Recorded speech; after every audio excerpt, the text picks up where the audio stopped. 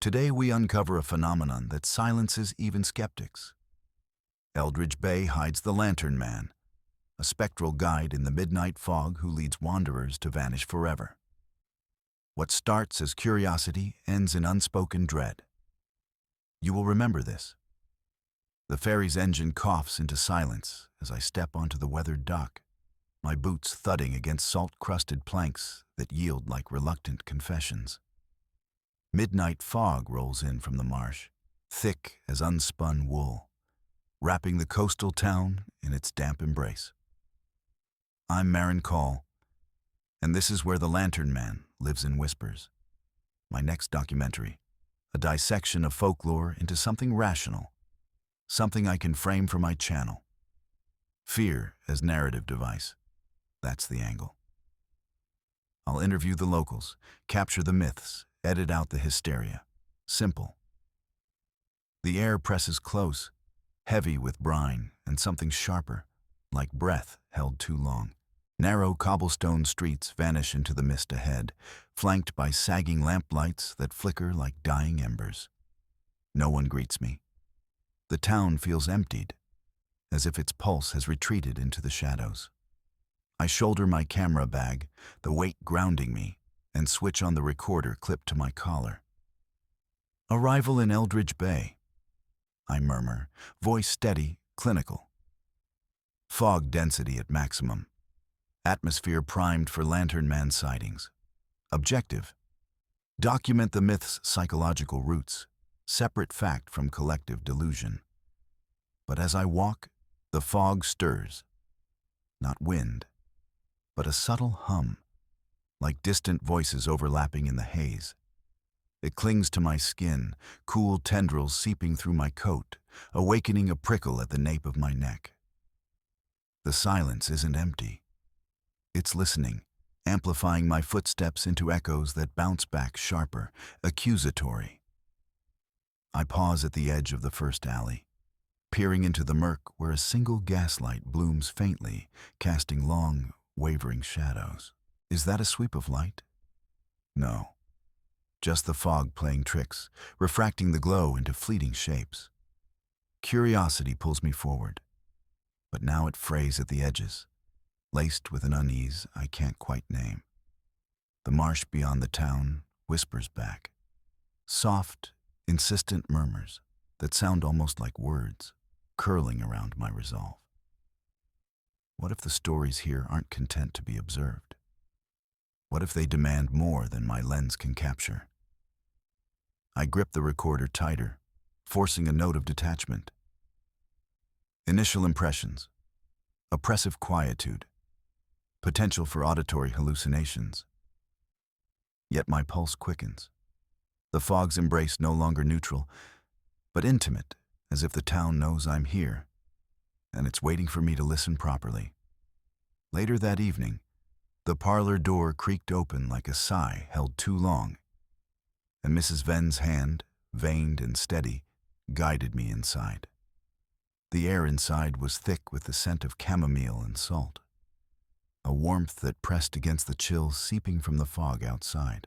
A single lantern hung from the mantel, its flame dancing in the glass globe, casting elongated shadows that stretched like fingers across the faded wallpaper. I adjusted my camera on its tripod, the red light blinking indifferently, as if to remind me. Observe. Don't feel. Sit, dear, Mrs. Venn said, her voice a low rustle, like leaves underfoot in autumn. She lowered herself into the armchair opposite, her eyes, milky blue, etched with years, fixing on me with an intensity that made my notes feel like a flimsy shield. You want the Lantern Man story? It starts with loss, mine and hers. I nodded, pen poised, framing this as data. Eyewitness testimony, folklore variant. Tell me about your daughter, Mrs. Venn. How does she connect to the sightings? Her lips thinned and she leaned forward, the lantern's glow hollowing her cheeks. Ilara was 9 when the marsh took her. Slipped into the fog one evening, chasing fireflies or whispers I never knew. They found her shoes by the old bridge, but her gone. The town said accident, currents too swift. But I heard him that night. The lantern man, sweeping his light through the alleys, calling her name in the mist. Not to devour, no. To keep her close. He holds what we can't bear to carry alone. Her words hung, pulling at something in me I hadn't invited. I scribbled, guardian archetype, projection of grief? But the lantern flickered, as if echoing her pause, its light pulsing like a heartbeat. Outside, the fog thickened against the window panes, muffling the world, and then the whispers began. Faint at first, threading through the cracks. Ilara. Stay. Not words exactly, but echoes, insistent, curling around my resolve. I shifted, the chair groaning under me. Mrs. Venn, these whispers, could they be the wind? Or perhaps a psychological echo of the trauma? She smiled faintly, sadly, reaching across the table to touch my hand. Her skin was cool, insistent. Analyze if you must, child. But feel it. He doesn't take, he tends. Our grief, the town's buried screams, their company in the dark. Yours too, if you listen. The touch lingered, a bridge I hadn't crossed. My chest tightened, alienation cracking like thin ice. The camera whirred on, capturing her tears now glistening in the lantern's glow. But the whispers swelled. Marin, see, personal now, invasive, drawing me into the shared ache. Could I record this without letting it claim me? The lantern steadied, its light unwavering, as if waiting for my answer. The following afternoon, the pier jutted into the marsh like a splintered bone, its weathered planks groaning under the weight of salt and silence. I stood at the edge, camera slung over my shoulder, the fog coiling around my ankles like a living thing, muffling the distant lap of waves. Deputy Hale approached from the shadowed shore, his boots thudding deliberately, face etched with the lines of a man who'd traded wonder for warrants. Ms. Cole, he said, voice low against the mist's hush. You chase ghosts in a town that buries them for a reason. He leaned on the railing, eyes scanning the opaque veil where sea met sky. The pier stretched us out here, exposed, a fragile thread between solid ground and the swallowing unknown. I nodded, keeping my tone even, recorder humming faintly in my pocket. Detached, always. Fear was their story, not mine. I'm just documenting, Deputy. The Lantern Man sightings, the whispers. People need to see its folklore, not frenzy. He chuckled, dry as driftwood. Folklore, that's the trap. It's guilt, plain and psychological. This town's laced with it. Old drownings, lost kids, regrets we all share but no one names. The fog thickens, and boom, some silhouette with a lantern becomes the devil we deserve. I've seen it before. One bad night, collective hangover, and suddenly myths walk. You spin this into spectacle, you'll ignite hysteria. People start seeing him everywhere, chasing shadows till they hurt someone real. His words landed like fog on skin, cool at first, then seeping in. I glanced at the mist, thicker now, pressing against the pier's edge as if eavesdropping. Whispers? No, just wind through cracks. But Hale's gaze held mine, steady, urging reason over the pull of the uncanny. It's not a man, he pressed. It's us, refusing to face what we've buried. Acknowledge the guilt or it manifests. Don't let your lens make it worse. Rationality, my anchor. Yet here, on this rotting pier that swayed like a confession, it felt thin. The fog leaned closer, carrying faint echoes, not quite words, stirring something in my chest I'd filed away as irrelevant. Was it their guilt, or mine creeping in? Objectivity flickered, doubt curling like smoke. Could I hold the line when the whispers threatened to drown it all out? As dusk gathered in the square, the camera pans through the fog-veiled market square, where salt-crusted voices rise like steam from the cobbles. I, Marin Cole, frame it all with steady hands, detached, clinical, my lens a shield against the chill that seeps into every interview. First, the street vendor, her hands gnarled as driftwood, leans into the shot. "He came when the fever took my boy," she says, eyes distant. That lantern swung low, sweeping the dark like a broom, chasing the sickness away. Guardian, he is. Holds the fear so we don't have to. Her words hang, protective, almost tender. The light in her memory a soft beacon against the encroaching mist. Cut to the fisherman on the wharf, his beard frosted with brine, voice rough as the sea's undertow. Predator, that's what he is, he growls, glancing at the thickening fog rolling in from the marsh. Followed me home after the storm, that yellow glow bobbing like a lure. Whispered my failures, drowned mates I couldn't save, until I thought it'd drag me under. His face twists, the lantern in his tail a hook, pulling buried guilts to the surface. The fog presses closer now, muffling the lap of waves, blurring the line where his fear ends and the air begins. Then the children, huddled by a flickering gas lamp, their whispers overlapping like echoes in the alley. One girl, no older than 10, traces a circle in the dirt. "He showed me Mama's face in the light," she murmurs, smiling but crying too. Said to remember or it'd eat her whole. The boy beside her shudders. It hunts the bad dreams, swings that light to catch 'em, but if you're not careful, it catches you. Their eyes dart to the shadows, innocent terror painting the figure as both savior and snare. I pause the recording, the montage replaying in my mind's eye. Lanterns flickering across faces, guardian glows twisting into predatory glares. The fog curls thicker around my tripod, as if listening, inviting. My notes, once neat columns of myth and motif, now smudge under damp fingers. These versions clash, refusing to align. Protector sweeping fears clean, or hunter luring them out to devour? My objectivity, that reliable distance, frays at the edges. Doubt creeps in, anxious, insistent. Can I stitch this into truth? Or will the thread unravel, leaving only the fog's unresolved whisper? The lantern symbol persists, unyielding, a light that illuminates yet obscures, drawing out what we dare not see. I pack my gear, the market emptying into mist, and wonder if my own fears are stirring in the glow. That night deepened into solitude, as the marsh exhaled its breath in slow, silvery coils, the fog unfurling like a living shroud around my tripod. I adjusted the camera lens, capturing the desolate pier where crooked pilings jutted from the muck like forgotten bones.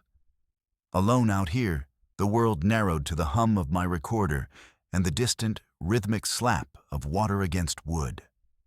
This was prime footage, the raw edge of the town's folklore, unfiltered by faces or voices. Detached, clinical, my specialty. I hit record, narrating softly into the mic. Day 3 in Eldridge Hollow. The marsh borders the town like a silent accomplice, where whispers are said to carry the lantern man's secrets. Locals claim the fog listens, hoards their confessions. I paused, replaying Mrs. Venn's interview in my mind, her voice cracking over tea about the light that watched her daughter's last steps, a guardian in the gloom. Deputy Hale's scoff echoed too, dismissing it as guilt's echo chamber, objective material, nothing more. Then it came. A murmur, faint as breath on glass, threading through the reeds. Not wind. The fog swelled, a sentient veil, eavesdropping on every interview I'd captured. Venn's grief, Hale's denial, and hurling them back, laced with my dread. It wasn't listening. It was mirroring, substituting my shadows for their truths. My skin prickled, detachment fracturing like thin ice. How could I chase the lantern man's essence when the mist was remixing it into my own pulse? The whispers swelled, a chorus now, pulling me toward the pier's edge. Run the tape? Or face it? I stood there, recorder whirring, the fog's embrace tightening the invisible threads between me and this town. Their fears resonated in my chest, a shared tremor I couldn't ignore. If I stayed objective, sifting fact from fable, would the whispers stay theirs, or claim me whole? Days later, the fog clung to the old bridge like a reluctant memory, its wooden planks groaning under our steps as Deputy Hale and I paused midway. The marsh below whispered secrets to itself, and the lantern light from town flickered distant, mocking our isolation. I'd come here chasing his rational take on the lantern man, another interview to ground my footage in skepticism. But Hale's eyes, usually steady as harbor buoys, darted to the railing now, gripping it like it might dissolve. You think it's all guilt, then? I pressed, my camera humming softly in my hand, capturing the wary lines of his face. A town hallucinating its own shadows? He nodded at first, that familiar skepticism etching his voice. Folks see what they need to. Projections of buried mess. Keep it that way, or hysteria rolls in like this tide. But his words hung, incomplete, as if the fog had stolen their edges. He stared into the mist, where the bridge arched toward the past, its weathered timbers a faint divide between the boy he'd been and the man rationalizing it away. I waited, the silence thickening. My detachment felt thinner here, the cold seeping through my coat, stirring something unbidden in my chest, a curiosity laced with unease. Hale exhaled, slow, like confessing to the wind. Wasn't always so sure. That night, I was 10 maybe. Brother Tommy vanished during a storm, hid from our folks fighting, tucked in the boathouse rafters. I searched alone, fog so thick it swallowed my calls. His voice dipped, no longer clipped with dismissal but laced with a tremor, anxious now, as if naming it pulled the memory closer. Then, a light. Steady sweep through the alleys, not frantic like mine. Followed it without thinking, led me right to him, curled up, shivering but safe. Sweeper with his lantern, they said later. But I saw it, felt it, watching. The bridge creaked, as if the weight of his words pressed it toward collapse, that symbolic span between what was hidden and what demanded air. My lens caught the shift in his posture, shoulders slumping under the admission, skepticism cracking like old paint. I should have probed for metaphor, for psychological spin. But the fog leaned in, and my own pulse quickened, detachment fracturing as his fear mirrored something I'd kept at bay. Was this the bridge we both teetered on? His guarded truth forcing mine to surface? Could we cross it without the rationalizations we'd both clung to?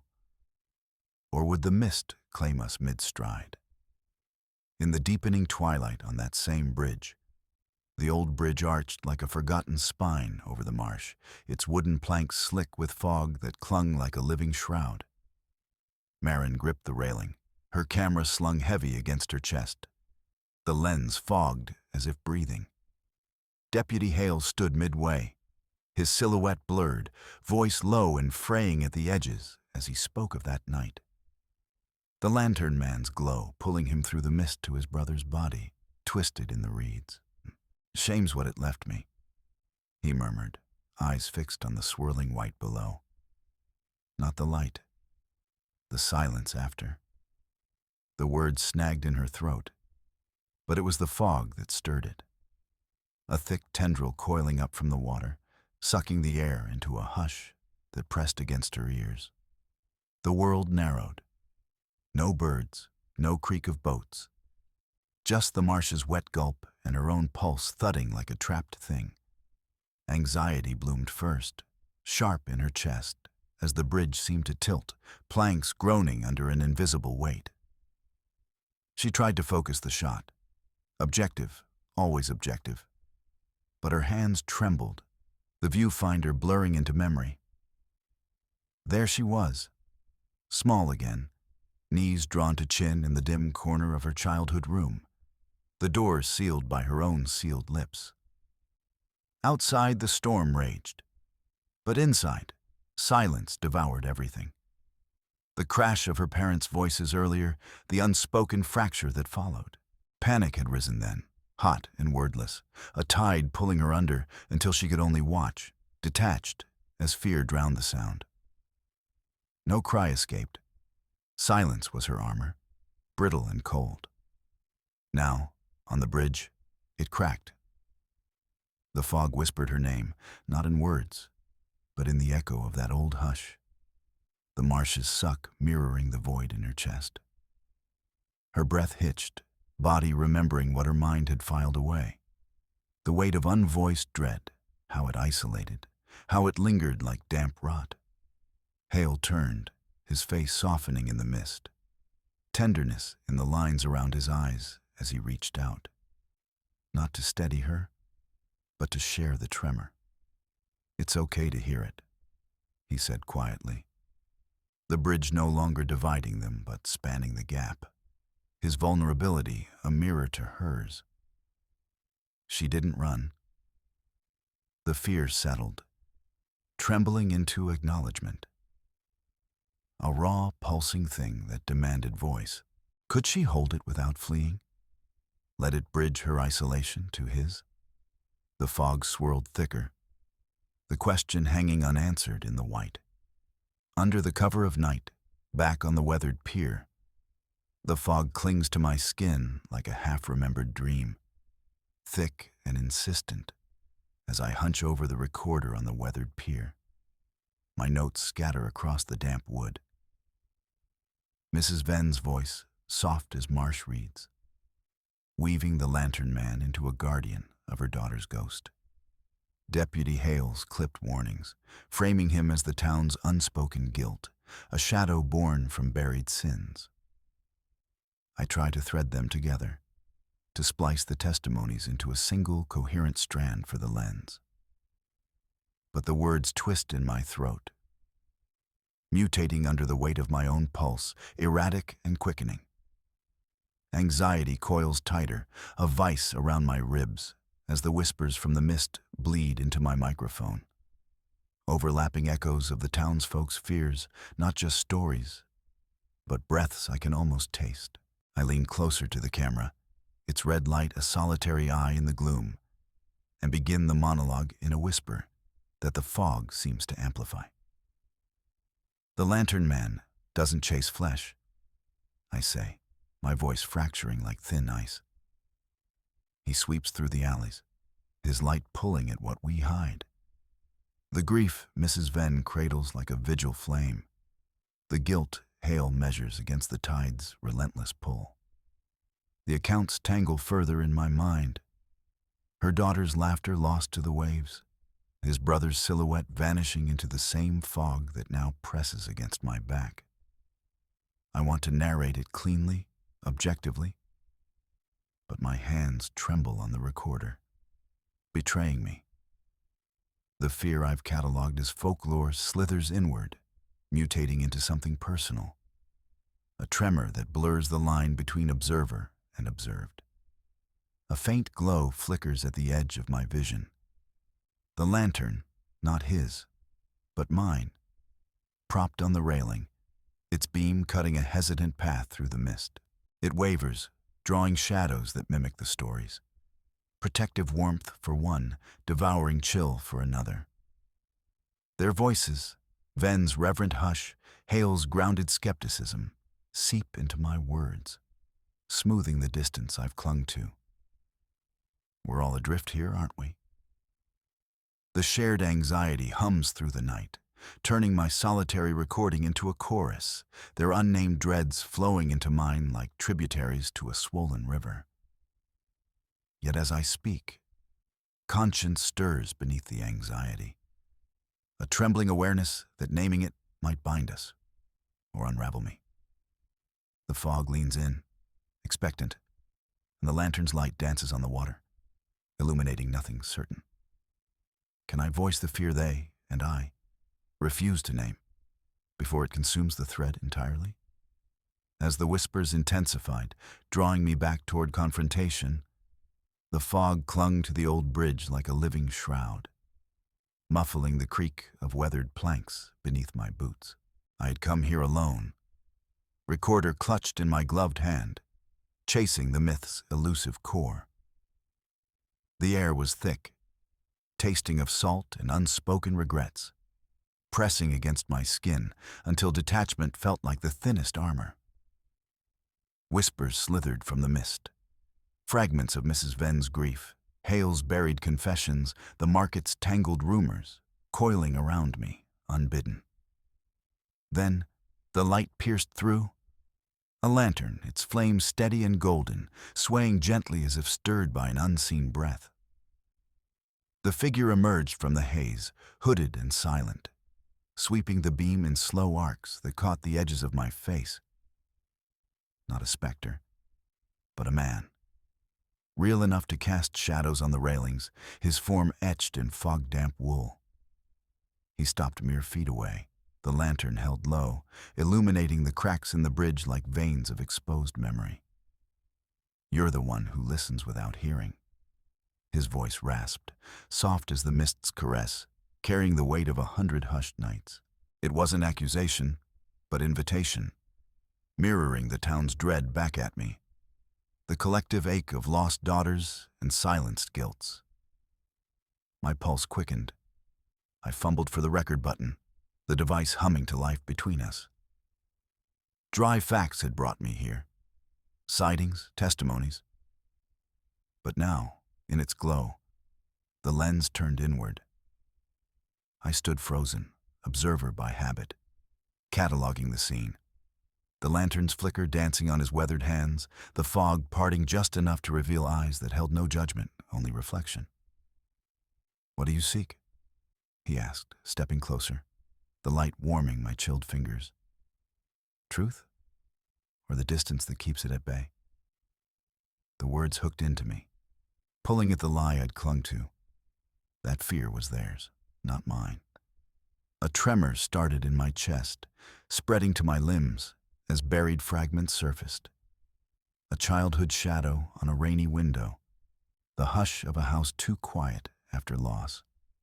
I wanted to narrate it away, frame him as folklore's puppet, but the lantern's beam held steady, demanding more than words. It asked for the raw pulse beneath. "Speak it," he urged, voice blending with the fog's murmur. "Or carry the silence alone." The bridge seemed to sway, not from wind, but from the pull within. Stay apart, safe in skepticism, or step into the light. Trembling, exposed. My breath hitched, the recorder capturing not just his form, but the crack in my voice as I whispered the first edge of it. A fear I'd never voiced, now flesh and fog entwined. Could I release the barrier? Let dread weave into the story's heart? The lantern waited, its glow a quiet challenge, as the mist closed in once more. Finally, in the quiet aftermath, the fog clings to the lens like a reluctant confession, blurring the edges of the old bridge where shadows pool under the last lamplight. I sit in the dim glow of my editing suite, miles from that marshy vale. But the whispers follow, soft, insistent, threading through the speakers like veins in stone. My hands hover over the console, pulse quickening. How do I end this? Frame the lantern man without pinning him down, without turning our shared dread into a tidy footnote?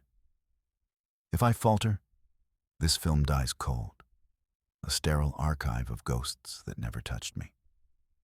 Cut to Mrs. Venn's vigil, her face etched in lantern light, eyes distant as she murmurs of a daughter's echo in the mist.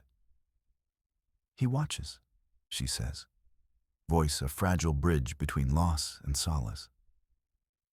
Then Hale on the pier, his skepticism cracking like thin ice, admitting the guilt that birthed the myth. Our town's unspoken pact to bury the screams. The market rumors swirl next, voices overlapping in chaotic harmony. Healer in the haze, hunter of hidden shames. And me, stumbling through the fog-choked alleys, recorder trembling as whispers coiled around my own buried panic, a child's forgotten terror, sharp as salt on a wound. Anxiety knots my chest. The footage pulses on the screen, demanding I choose. Predator or protector? No, both, entwined like fog and light. I lean into the mic, voice steadying, the words spilling not as observer, but as one of them. In this town, I narrate, the syllables weaving the clips together. Fear isn't chased away. It's held. The lantern man's glow sweeps the alleys not to devour, but to remind us. What we silence festers, divides. What we name binds. The lantern flickers in the final frame, a solitary beam cutting the mist, illuminating faces turned toward it, mine among them. Partnership unspoken. We guard these nightmares together, lest they claim us alone. The dread eases, a quiet serenity settling as the credits roll, fog dissolving into breath. But does this honor the mystery, or merely skirt its edge?